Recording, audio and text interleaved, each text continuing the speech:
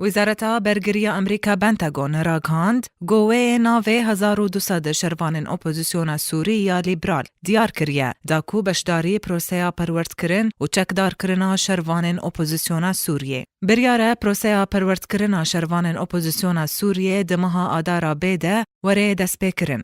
دوه هجده ماه دوان 2015 جی وزارت دروه امریکا راگهاند گو او لگل ترکیه گهشتیاره کفتنکه گو دی قونغا یکم جه پرورده لشکریا شروان اپوزیسیون سوریه لسر آخا ترکیه بریوه بچه. اف پروسه دی 3 سالان بردوام بکه هر سال جی دی 5000 شروان ورن آماده کرن واته هجمارا گشتی دی 15000 شروان بی. مبست جه پروسه جی دی آماده کرنا شروان اپوزیسیون سوریه جبو پاراستنا نافچین دبن کنترولا وانده جه ایریشن چکدارن داعش و رژیما سوریه جی. لگورگو بنتاگون راگهاندیه نها ناوه 1200 شروانی هاتیه دیار کرن داکو تولی پروسه پرورده ببن. ده لیکولین لسر وان ناوان بکرن داکو پشتره تولی پروسه پرورده ببن گو بریاره دمها آدارا بیده دست بی بکه. برپرسکی امریکی جی راگهاند گو هتا داویا و ساله ده 3000 شروان اپوزیسیون سوری ورن آماده کرن ده جی ترکیه جی درباسی سوریه ببن.